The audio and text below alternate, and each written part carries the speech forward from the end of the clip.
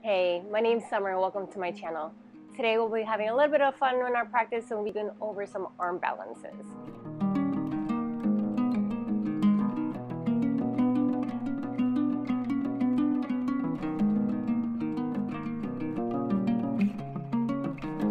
A lot of it will be staying low to the ground so you don't have to worry about falling too far down if that were to happen today, which if it does, it's okay. We'll go over some props that we can use as well as some warm-up exercises that will help you get into the poses, as well as some strengthening that we may need in order to be able to hold the poses. So whenever you're ready, go ahead, grab your mats, grab some blocks or anything else that you'd like to use, and let's get to it.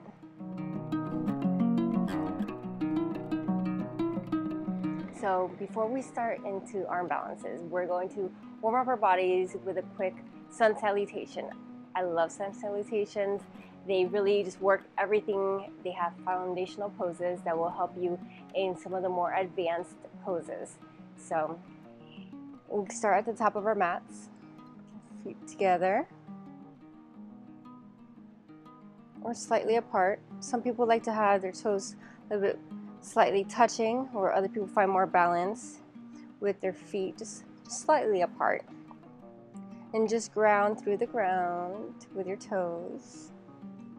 Try to find some evenness between your feet. And once your feet feel like they're finding an evenness and balance, draw the energy up from the ground through the legs. Pull up the kneecaps, bring up the energy through the chest, roll back the shoulders, hands at your sides, soften the neck, gaze ahead, Tadasana. Inhale, bring the arms up,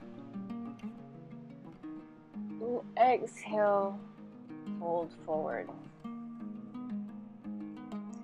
So in today's practice, we will definitely want to have our hamstrings open.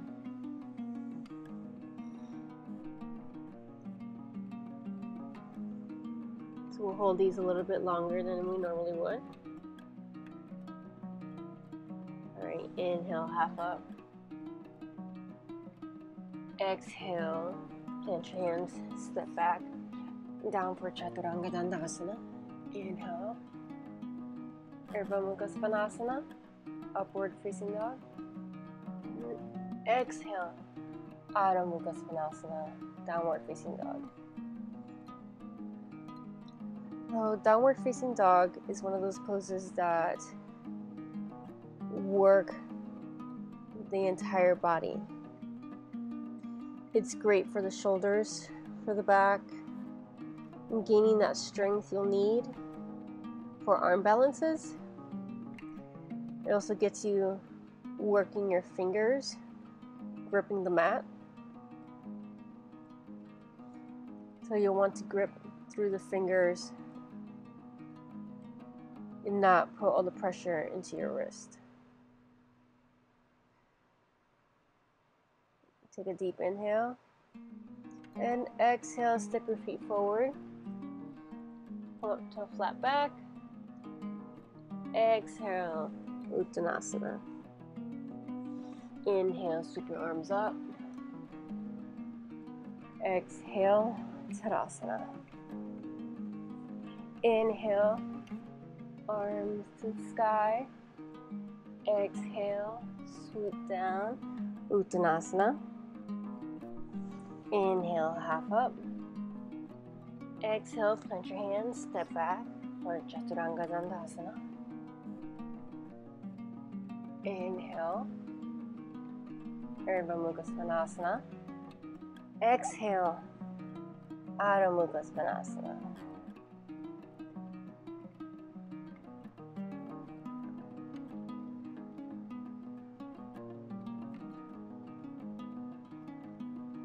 Remember to return to the breath anytime things start becoming a bit difficult.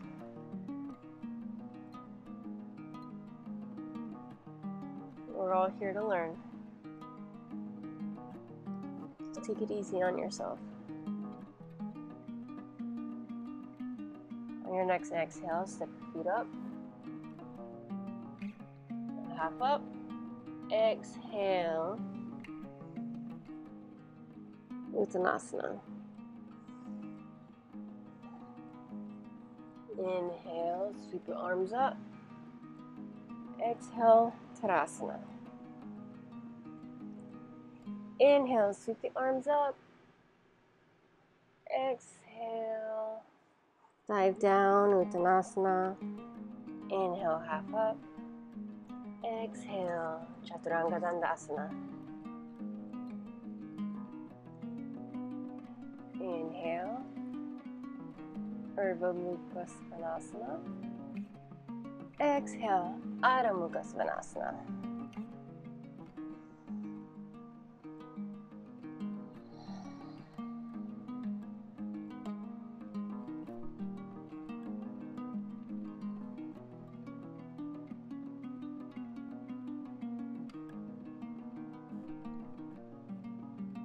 If you can, try to find an evenness in your breath as you move.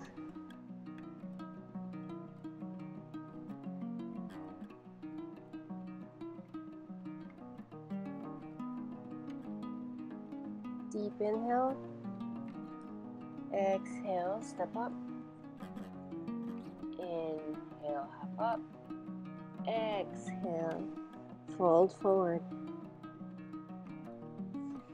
Inhale, sweep the arms up. Exhale, Tadasana.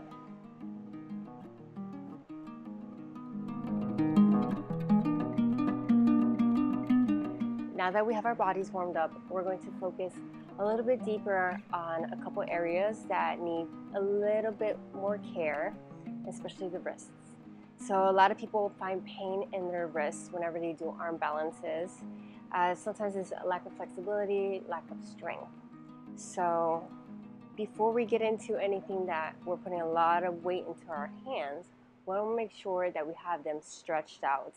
And we also want to start strengthening up the different areas of our wrists and our forearms. Because as you grip the ground, you're going to feel all of this firing up. So, to warm up the wrists, start with some circles. You want to go one way. Do about 10 here.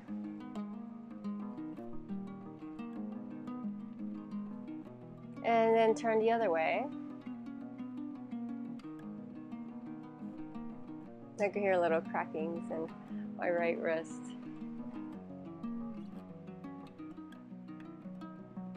And you could also, with one hand, hold on to the wrist. Just make a little circle. And it starts opening up the little bones in there, because this whole area is made of tiny little bones. So you open that up and just make circles with that.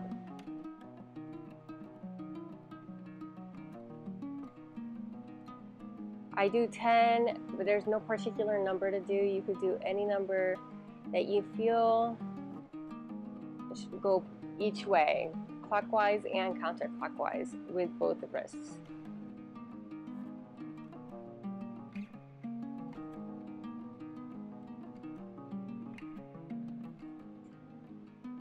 And the other way.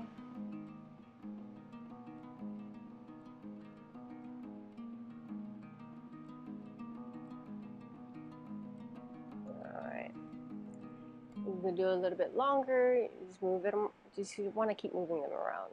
Make sure that we got some good flow in there. Now we come to our mats. We get into a tabletop position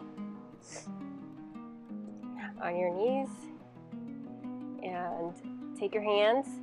Have your fingers face toward your knees,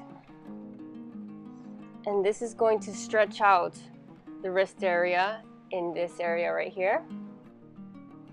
So you have your fingers pointed towards you, and then you're going to start sinking back, and you just rock back and forth like that. slowly. You don't want to go quick. Just hold it.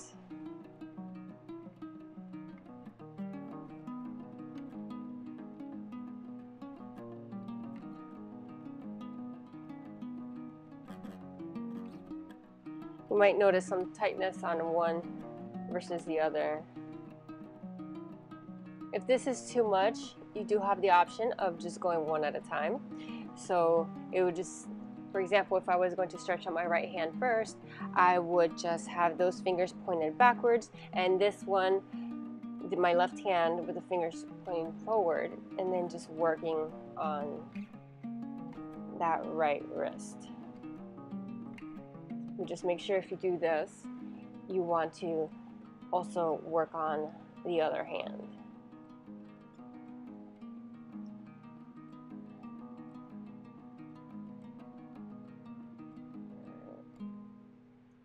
Now we also want to work on stretching out this back area of the wrist. So you would just have your hands with the palms facing up on both sides. But just be careful, don't push it too far. Just get into a slight stretch here without dumping so much weight into the wrist. Just lightly rock. Also have the option to do it one at a time if that's too much.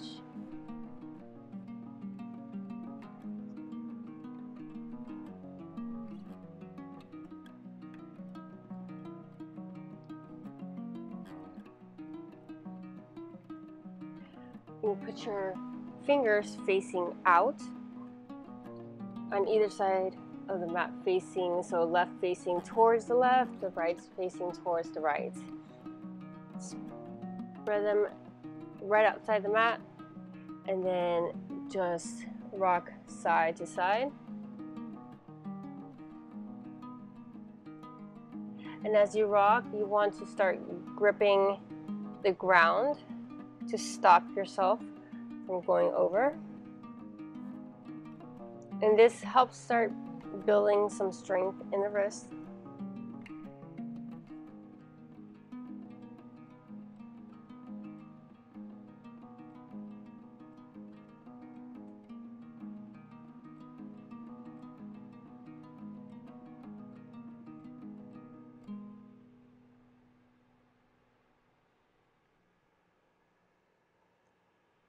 You never want to rush through any of these.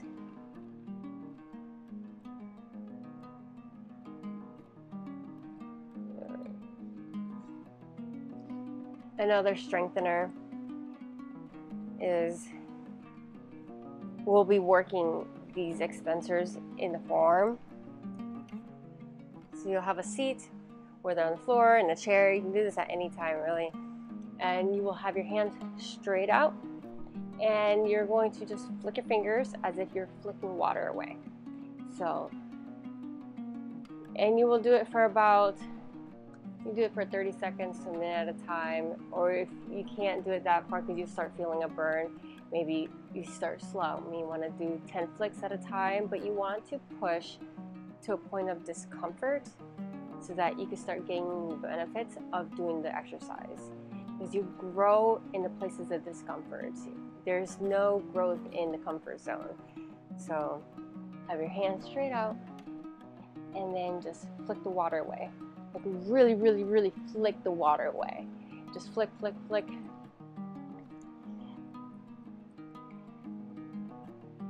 And this will start tiring out your forearms.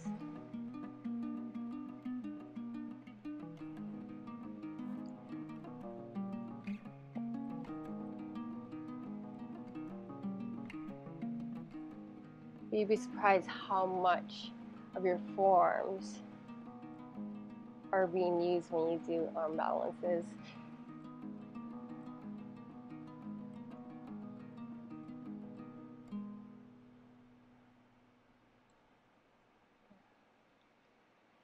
All right. Who feels that? Wow.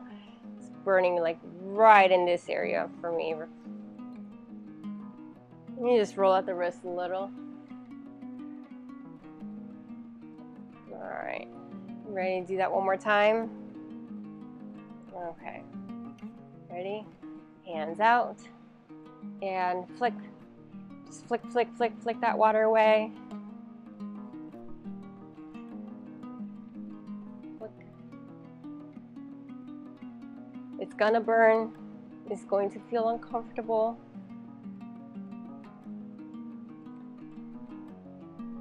Just breathe through it.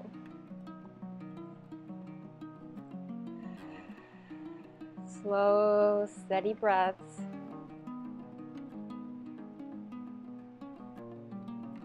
And release.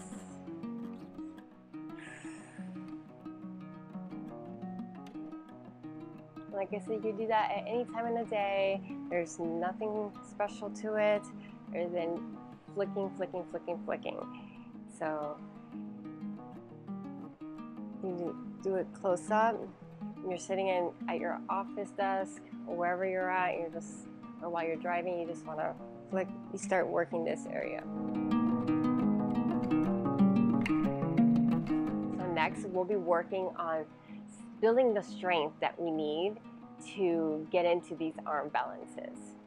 A very, very, very beneficial pose is Chaturanga Dandasana. It is pretty difficult, especially if you don't have that upper body strength, but by repeating it over and over again, you will gain that strength. It is what they call the yogi push-up. If you can hold it, great. If you can't, that's okay too. You start out on your knees, and you can, so you'll have your hands just under your shoulders, and you will move forward. So doing this pretty slow is difficult, but so you have your hands on your shoulders, you're going to move forward, and you're going to create a 90-degree angle with your elbows.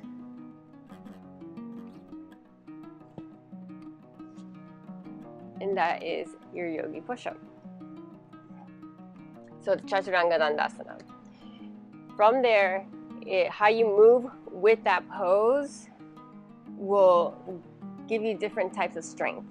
So some people may simply get to here, just going very, very slow, doing the negatives, coming all the way down, and just rest on the ground, and then come back up and go back to doing the negatives. So when you do the negatives, you do gain strength from that. So you don't have to think that you have to come back up every single time, especially if you're beginning.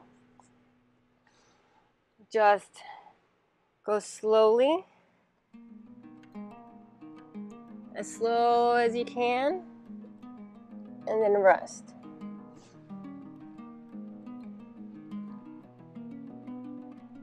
Now, you can also work this pose. My husband's so good at this, where you come down, and let's see if I could do it. So if you're coming up with your off your knees, you come down, and then you can move back and forth, and work your shoulders in a whole different way. But just repeating that over and over again will get you that strength you need to start doing those arm balances.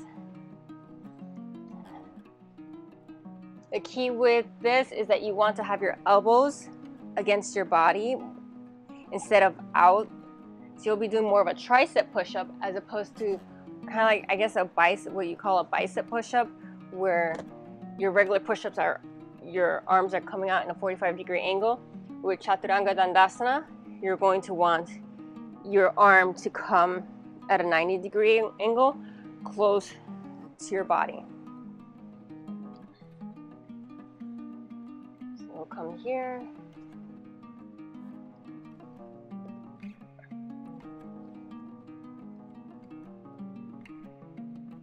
And when you're working that pose, you'll also start feeling your core really tightening up. You want your core engaged throughout that. Another thing you can work on, especially if that's a bit difficult, you also gain that strength you need in your core and your shoulders, is your plank. So you'll have your hands under your shoulders. You can step your feet back or have your knees on the ground. So this is, if you're beginning, I know when I started, a lot of these poses like this, even this, my arms would just shake uncontrollably. And it's because I'm using muscles that I normally wouldn't use in my everyday life. Because when you're doing yoga, every single muscle must be working, engaged, in order to hold you in that pose. So it's not like when you go to the gym, you're only working on your bicep. Yoga requires your whole body or the whole arm to work. So all the little muscles that are in there will start working. So if you're new to this, you may shake, and that is normal. But the more you come back to it and practice, the less shaking will happen, and eventually it'll go away. So you bring your knees up, you just hold plank, engage your core, and just push the ground away. Grip the ground with your fingers. You don't want to dump all your weight on your wrists. So when you grip the ground with your fingers, you're going to feel your forearms firing up.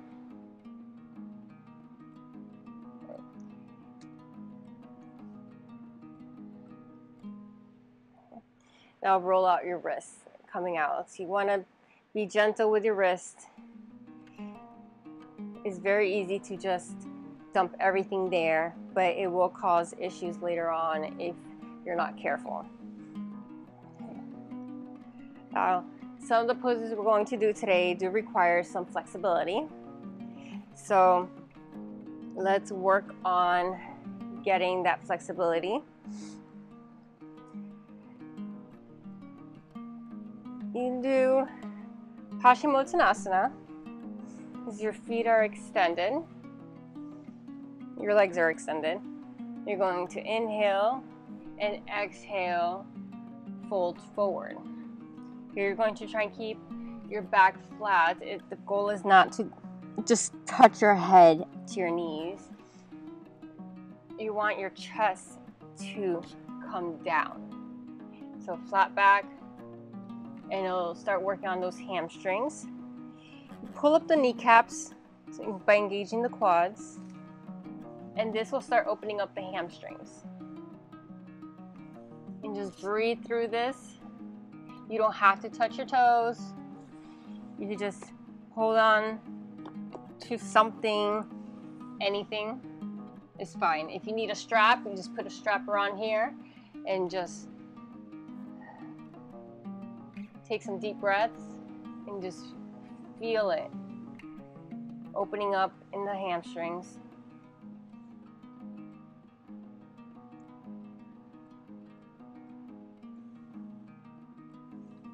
All right, come back up. When working hamstrings and trying to increase flexibility, I really enjoy working each leg by itself. That way, I am not using one side to move me forward and forgetting about the other side. So, for example, you'll start noticing there's differences in each side of your body. And I don't like to call it a bad side. It's just a side that just needs a little bit more love. So, Janu Sirsasana, you want to bring one of your feet, let's bring your right foot up to the inner part of your thigh. So this right leg is going to fold, off to the side. So you're going to inhale, exhale, fold forward over that left leg. So you want to have your chest centered over that left leg.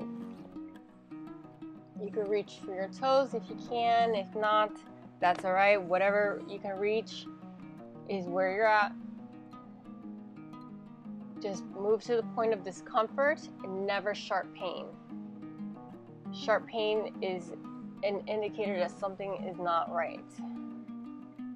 You want to be able to come back to practice again and again, and creating painful situations will keep you from coming back to your practice because you'll need to take the time out to heal.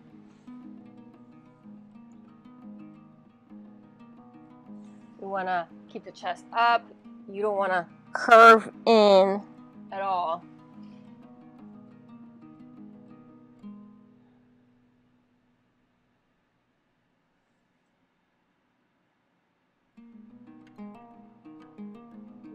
Inhale, come back up, and switch legs. You're going to bring the left foot to the right inner thigh. I'm going to inhale, and on your exhale, fold forward. You want to center your chest the best you can over that right leg. Try to keep a flat back. And remember to breathe. This is a breathing practice.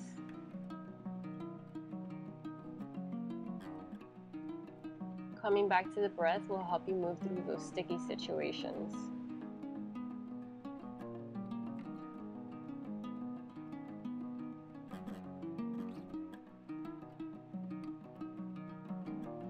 All right, come back up. Now we're going to do bakasana, so bring your feet together, what they call butterfly, cobbler's pose, bound angle pose. Feet are together. You're going to let your knees fall apart.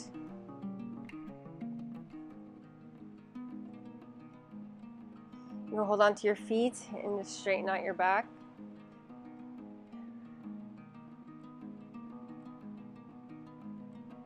Inhale, exhale, see if you could start folding forward. If you can't, that's okay.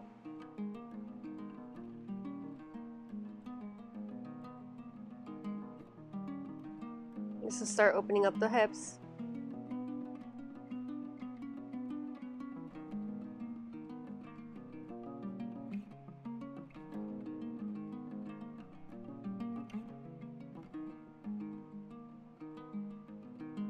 Inhale, come up.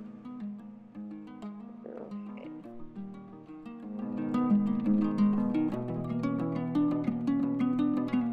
Arm balances do require quite a bit of core strength. So in order to start working on that, you can do the chaturanga, you can do the plank pose like I had mentioned, but there are also other poses that you could do and some variations to them that will help strengthen that core. So you can do them at any time. They're pretty easy to do, and you can always create more intensity to them in order to start developing a stronger core in order that will take you into greater heights with these arm balances. So first one we will be doing will be downward facing dog. So from here, we can start bringing in right knee to forehead. You can hold it here and back and knee to forehead and back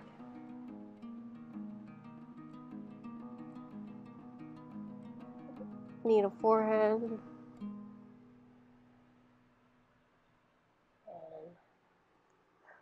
4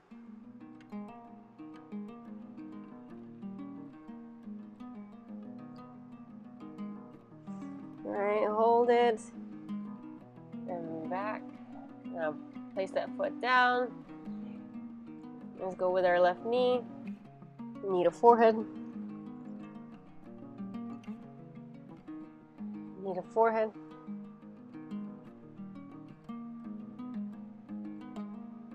Three,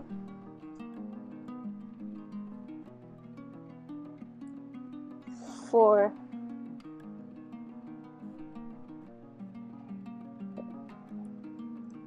all right, 5.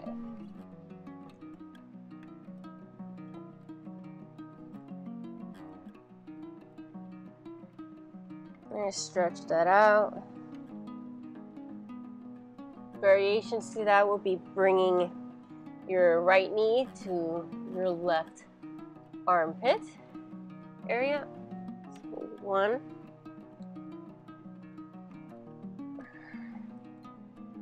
2, 3, 4, 5. And when you're doing these, just be mindful of your surroundings so you're not kicking furniture. Okay, left knee to right armpit or elbow, or just that general area wherever you can.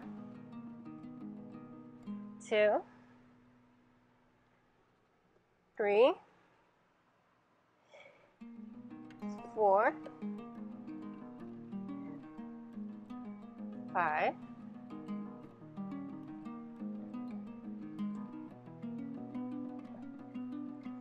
Let's bring that left knee up into the left armpit. So 1,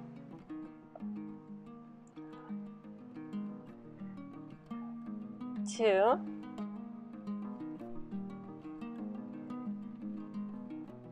3, 4, and 5. And just be mindful as you do these that you're not dumping the weight into the wrists. All right, right knee to right armpit. 2,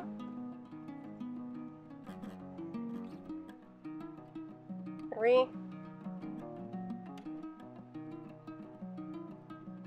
4, and 5.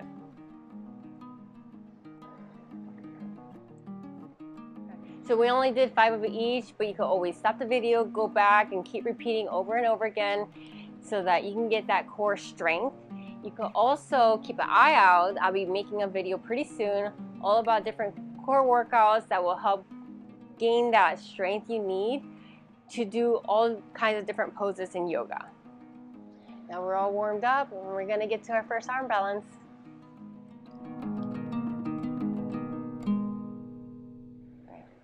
So bakasana is probably the first arm balance most people encounter in yoga. And it may seem a little scary at first, but, okay, so maybe it might be a little scary. I probably fell a few times when I first started. My kids have fallen plenty of times. I've fallen plenty of times. It's just one of those things that you can have the strength, you can have the core strength and all these things, but it's putting all the elements together that make things a little bit more difficult. But once you find that sweet spot, it just feels amazing once you figure out how to do it, and then you'll start want to play around with it a little bit more, and how far you can go with it, who knows, but you never know until you try. So we'll go through a couple of some of the props that you can use to help you get into how it would feel to be in the pose, and then how you can work up to creating your crow pose. So make sure everything's warmed up, everything's stretched out.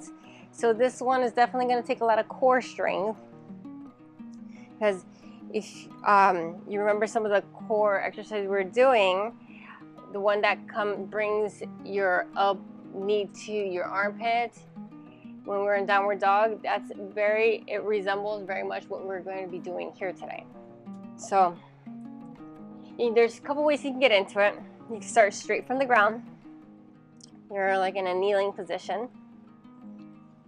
And you're going to place your hands, warm them up.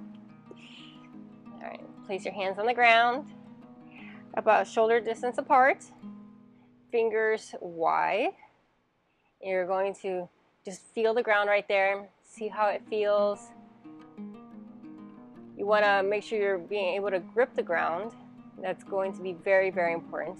You do not want to dump your weight in your wrists. All right, from here, kind of like in a down dog. So you're going to bring your feet close. You're going to bend your knees on your tiptoes. Bend your knees, bring them to your arms, back of your arms. Now stay right here for a moment and see how that feels.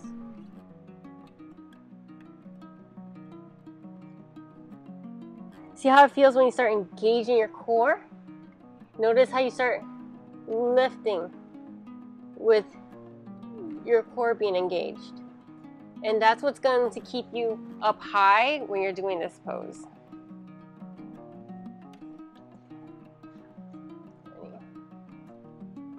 Gotta shake it out a little bit.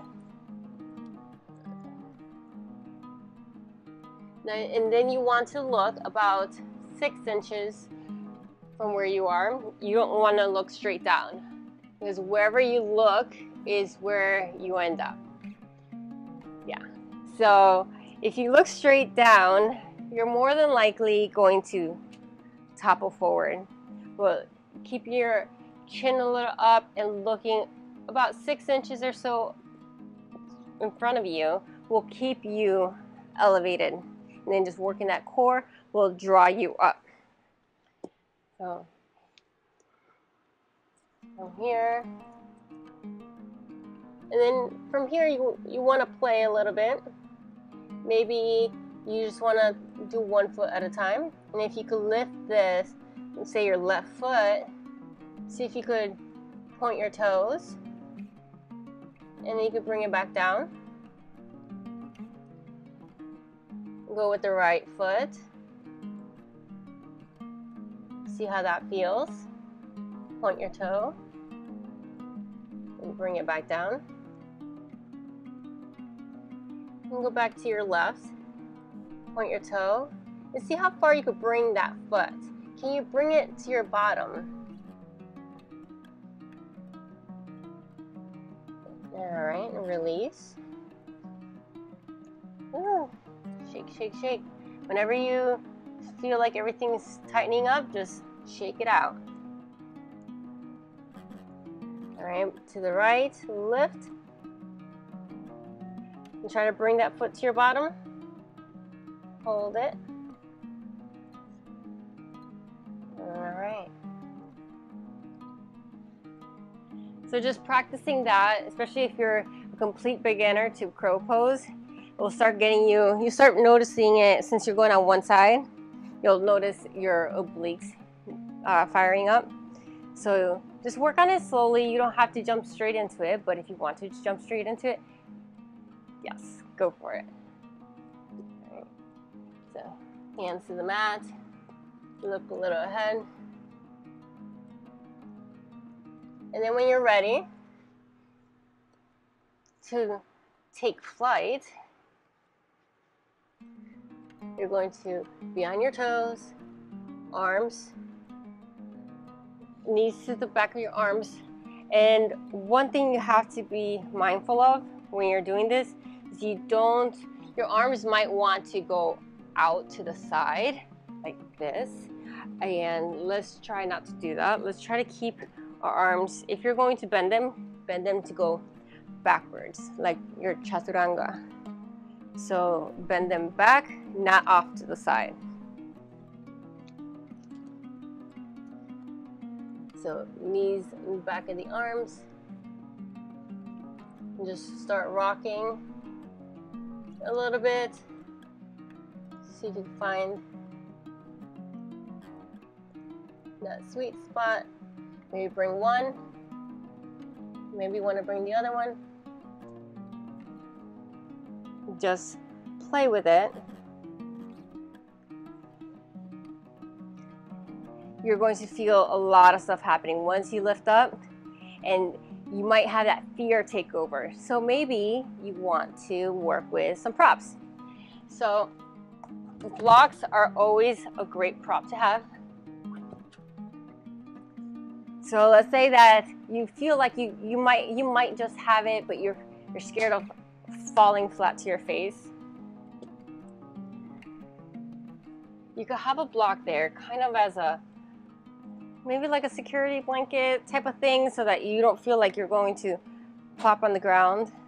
But maybe falling a few times, you'll realize that it's not as bad as you think. I've fallen a lot, so it just kind of just crumble, and then you get back up.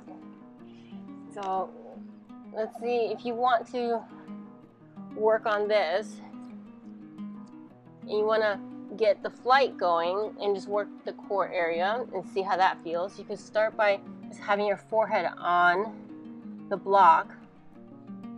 Now when you do that, you don't want to put so much pressure on your forehead that it's going to start hurting your neck. You just want to put some light pressure if you can. So you work through all the different areas, but you're going to be here first, and then you can start working on how this is.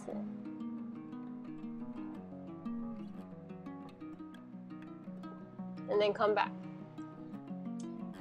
So that way at least it teaches you to fall backwards.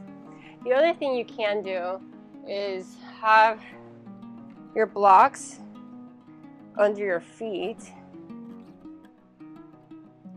So say you can't get your feet up enough, you come up on them, 2 blocks. Maybe you want to stack up some books or anything that you have around the house that's sturdy and stable. And then you'll come here and you'll play with it and you'll rock. And you could just play and see how this feels. Maybe you want to do one at a time. Do one at a time. And just take flight and then just come back. You want to, if you're going to fall, try to see if you can fall backwards. Thing is that sometimes also that causes some falls is you start getting very, very sweaty. And then all this gets very slippery and you just slide out. So you can have just a towel around just to start wiping off the sweat on your arms. Sometimes just having leggings on helps, but it's getting pretty hot, so not everybody wants to be wearing leggings all the time. You just have that freedom to wear whatever you want. So just have a towel nearby, start wiping off the sweat in your arms, because that can make a difference. But if you were to fall, let me see. It's not as bad as you think. You have, let me see if I could plan a fall here.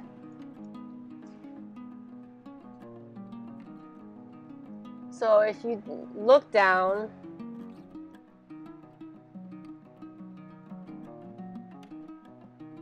I'm trying to, it really, when you fall and you start falling, you'll probably end up landing more like this, and you probably end up crunching over. So to avoid, if you don't want your face hitting the ground, you can always just have a pillow, a light blanket right there, just to be ready, just in case. So if you do fall, you won't fall onto a hard ground. And let's see, no, there you go, like this. All right. Just have fun with it. I swear, it's so worthwhile. You'll play around, you'll start noticing what you're good at, and you'll notice that there is a sweet spot. There is a sweet spot that you'll find, and once you develop that sweet spot for you, you'll be able to get into crow a lot more often, and then you'll be able to do all kinds of fun stuff with it. You'll be able to hold it longer. You'll be able to go from crow back to chaturanga and all kinds of stuff. My husband does this thing where he can go to crow to handstand and all kinds. It becomes fun, but it takes the practice and the willingness to fail in order to improve. If you can't just have fun with it, it makes things a lot harder. So just be prepared to fall, and just pick yourself back up and move on and just keep going at it over and over again. All right, and sometimes you'll be able to do it and you'll have like a crick in your neck, your shoulders might be off, or so you have an injury and you just have to keep coming back and be a beginner again. And there's nothing wrong with being a beginner all over again. So just have fun with it. Practice bakasana. It's a very fun pose. This is one that you'll notice a lot in yoga classes that they like to do. So if you know it's coming and you know you're still working on it, just be prepared and have your things. Have your pillow or whatever you like to prepare you for that fall if you think you're gonna fall. But if you want to just give it a shot, just go for it. I mean, what's the worst that can happen? If you fall, you already know that's it, and you can only go up from there. So for our next pose is tittibhasana, which is firefly pose. So this one looks pretty cool. It's I remember the day that I finally was able to do it. It was just something that clicked. It just imagining a certain piece to the whole pose created this whole like aha moment for me, and it really helped get me off and into flight with this. So basically in the air you're going to be like this, right? So it's almost like a straddle, maybe not complete straddle out, but maybe your legs in the total is going to be like a 90-degree angle. You want to have flexibility in the hamstrings. You want to start opening them up a little bit. And the thing with this pose is your quads are going to be strong. You want to have strong quads because that's going to give you that clean line. But if you don't have the clean line, it's okay. It happens. You'll get there. But having the hamstrings open and gaining strength in your quads to really engage to get you up there. Also your core. The core is pretty much everything in these balances, as you'll come to find out. So working on your core a little bit each day through yoga practices, not just the sit-ups and different things that give you a visual core, but you want something that's actually strong, and that's what yoga can give for you. So you open up the hamstrings, get ready for the straddle. So like all the arm balances, you start down low. Let's go start with a yogi squat this time. Can't do it from here. Maybe you'll start from up top. You're going to want to put your hands behind your feet. So if you're going to squat down, you're going to just bring your arm around and land it next to your foot. Bring your arm around, land it next to your foot. And just hang out here for a sec. See how that feels?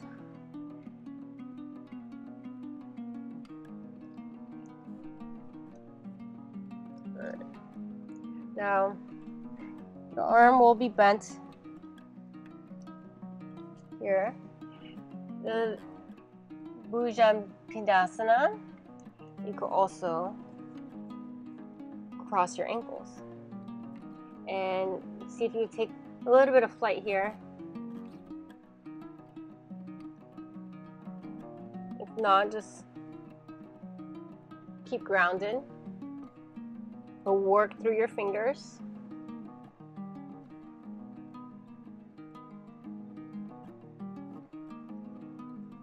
All right. And if you're ready for tittibhasana, firefly, make sure your wrists are rolled out. We've been doing a lot of things on our wrists and our hands to make sure that we're not causing undue stress. All right, so we'll bring our arms under our legs and bring our hands next to our feet.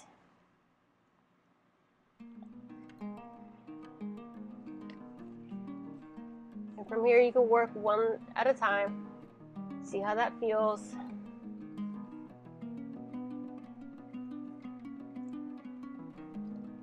One leg at a time. But if you're ready for a flight, just bring both feet up. Maybe you won't straighten your legs, but that's okay. Just hold this for a little bit. See how that feels. Don't dump your weight into your wrist. And then come back down.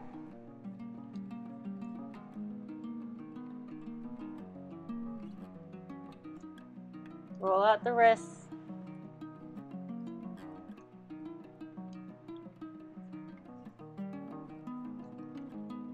And if you're ready,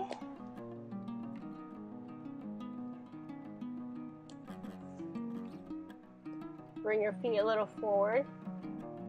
Extend the legs. Engage the quads. Now here you're going to lift up with your core. You're going to imagine there is a little string. Just a little string kind of lifting your behind up. And as you lift, it's going to lift that core up also. And you're going to engage the quads, and you'll just be in a straddle in the air, engaging the quads. Make sure you roll out the wrist. All these poses have been pretty low to the ground, so the falls aren't very big here. So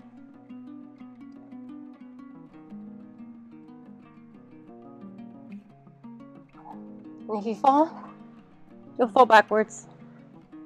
If you fall forwards, that might be a little hard, but for the most part you should fall on your bottom. Again, arms might be sweaty, keep a towel close by. That one you will feel a lot in your core. You're going to really pull up through the core and just have that lift happening. And over time, you'll be able to have different variations to that, to where you can have your legs pointed up higher, like at a 12 o'clock, 1 o'clock, and you'll have all kinds of different fun things that you can be doing. All right, so that was quite a bit today. There was a lot going on there, a lot of things happening with our wrists, our shoulders, our core, flexibility, hip flexibility, obliques. So be easy on yourself. Go back, revisit it over and over again, but just be careful with your wrists. You want to make sure that you're easy on them, especially since practicing as long as this, usually in a yoga class you will have the pose come up. You'll be in it for a few seconds, maybe 30 seconds or so, but this is a lot longer, especially if you're coming back to practice and practice.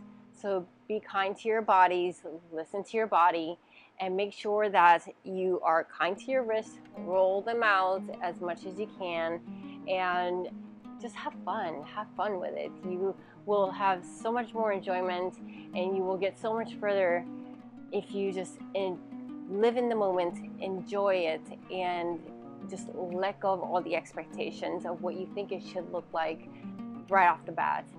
In time, with practice, you will improve, but the most important part here is to be kind to yourself and have fun.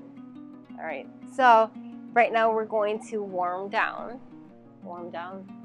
cool down. We're going to cool down, and we are just going to come back to our mats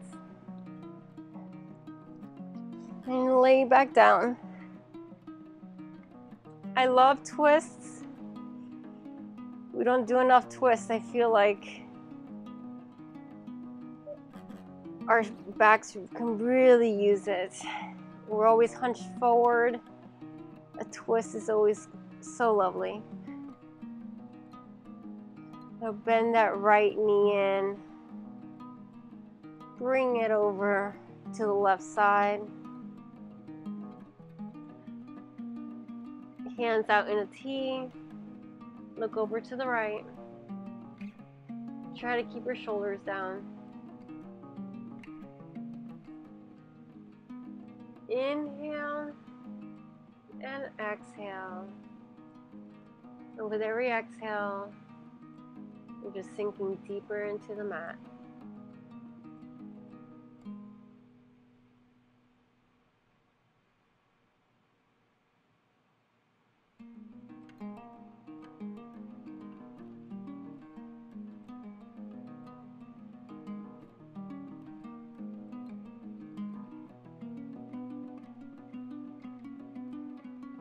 Inhale, come back to center. Exhale, extend that leg. And let's bring that left knee up to our chest. Bring it over to the right. And let's look over to the left.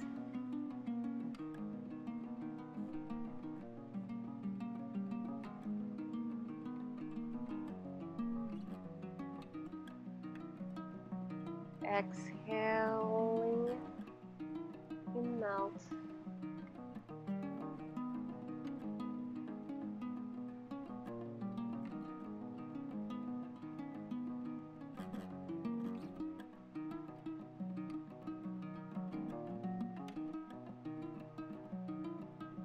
Inhale, come back to center. Exhale, extend that leg. Bring your feet as wide as your mat. Hands down by your side. Get comfortable here.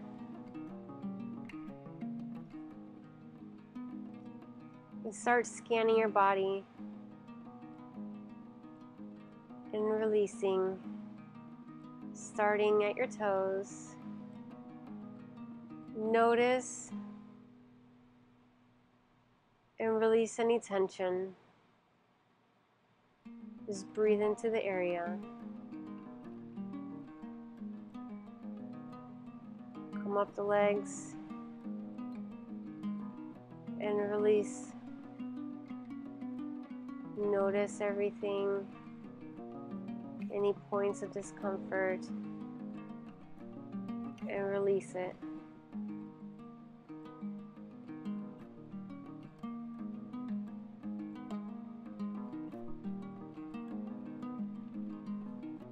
Relaxing the fingers, the shoulders, the jaw, your eyes, your forehead.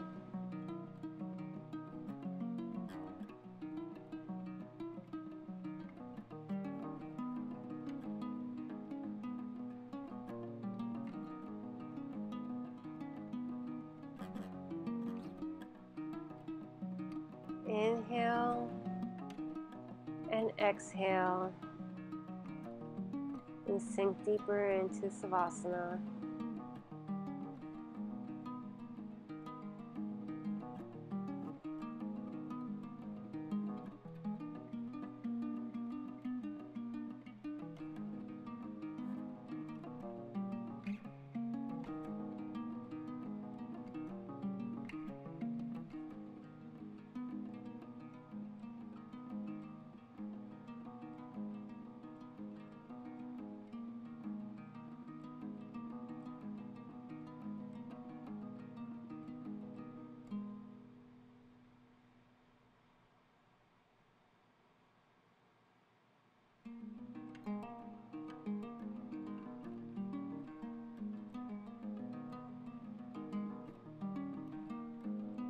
When you're ready, start wiggling your toes.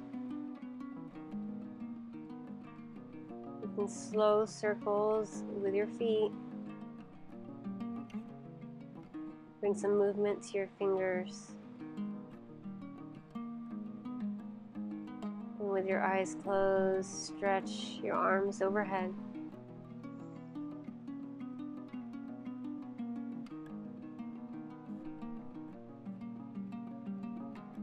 Roll onto your right side into a fetal position. Using your right arm to rest your head.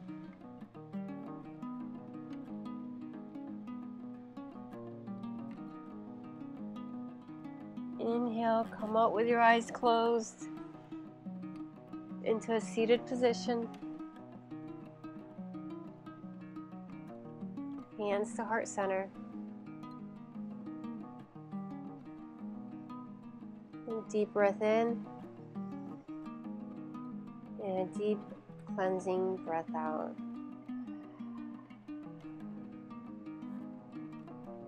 Thank you for being here with me today, and thank you for bringing your energy and all your effort to every single practice. If you have any comments, any questions, is there anything that you'd like to tell me that you learned or that you learned about yourself while you did this workshop, please let me know in the comments. You can also reach out to me on my Instagram on summerperez.com. Thank you so much for being here. I appreciate you, your time, your energy. Namaste.